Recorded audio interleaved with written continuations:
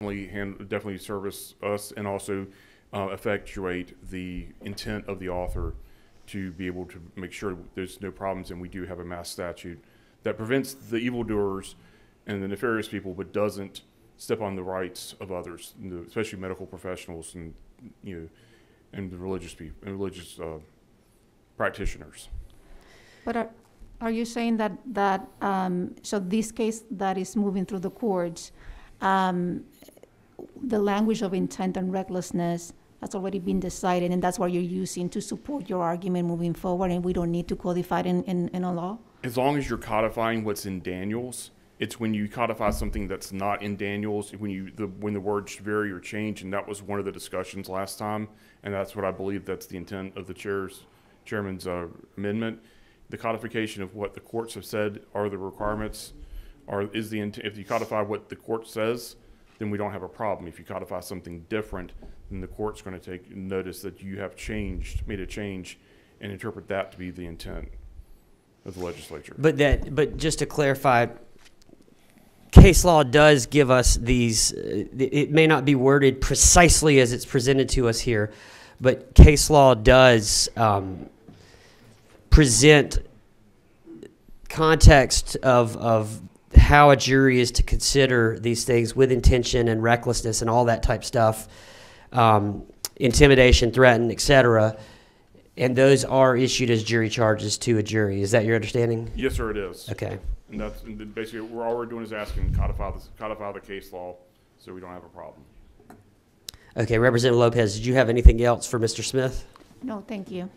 Okay, Representative Bodie. Yes, and Thought I could escape.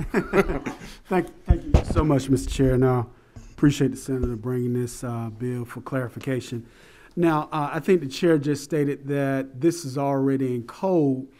Will we be safe here if we just maybe at least maybe acknowledge the code that's already there that addresses lines 19 through 23? If it's in code, we can say pursuant to, or some type of language along that lines. But I understand what the chair is saying. We don't need to duplicate, but I would at least want us to acknowledge or, cite the code that we might be utilizing. And I think that's the problem, is that it's not in code. What's happened is that because the court did its job, as you know, sir, Yeah. that the courts fill in the blanks when the legislature hasn't spoken. And this is one of those instances where the author's intent, and I don't want to speak for the senator, but I believe his intent to be that the court spoke, filled in a gap, and the legislature approves of that. So you're basically ratifying the case by filling in the gap in the legislation. Completely understand, but what the chair suggests is that we delete those lines. So if we delete those lines, we're getting away from what the author wanted. It's new language. We're not deleting anything from code. This was new proposed language that's already found in case law and is used through case law in determining jury charges on these cases. So this isn't deleting anything that's currently in code. This is just an attempt of some language that currently appears in case law, although it's not exact as it appears in case law. So therefore, adopting this language stands to modify the long-standing practice or the long-standing interpretation of the case law, which frankly goes back, if you research this code section and the history, is shaped in large part by the KKK wearing masks and all those things is where the case law is shaped from. Does that make sense? Okay.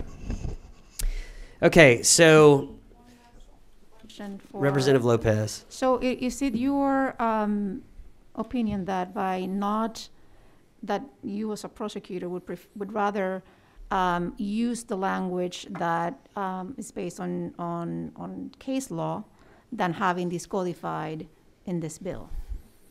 My preference is to either keep it where it is right now because we understand it, or codify what the courts have said that it is. If you give us a third option, that means the court has to then interpret it again, and they could come up with a different interpretation.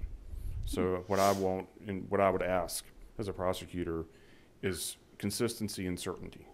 Okay. I mean, it's certainly within your purview and your discretion to change the law. But in this instance where we already have a decision that we can trust and follow, we know what the path looks like. Let us be able to stay on that path. Okay, thank you. Okay. Sains, did you have anything? Okay, you must have accidentally hit your button. Okay. All right, so we are on, we had discussion on the Reeves Amendment. All right, so let me ask again, is there any objection to the Reeves Amendment? Seeing none, the Reeves Amendment passes. So the underlying bill, LC 338692S, as amended by committee, all those in favor vote by saying aye. Aye. All opposed? Okay, so the bill passes and will be in full committee tomorrow. At what time? No, we don't have time yet. Okay. Sometime tomorrow afternoon. Thank you, Senator Watson. Thank you. Okay, Senate Bill 105, Senator Strickland. We thank you for your presentation on this bill last time. We know that you and a lot of groups, especially our friends, Mr. Ray and the criminal justice groups, have worked very hard on this concept for years.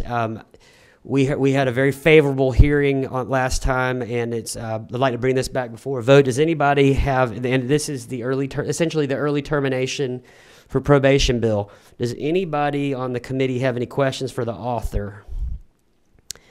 Seeing none, is there a motion on the bill? Pass. Okay, so there's a motion and a second on the bill. Are there any amendments to Senate Bill 105? All right, seeing none, so we have a motion and a second on the passage of LC 412961S. All those in favor state by saying aye. Aye. Anybody opposed?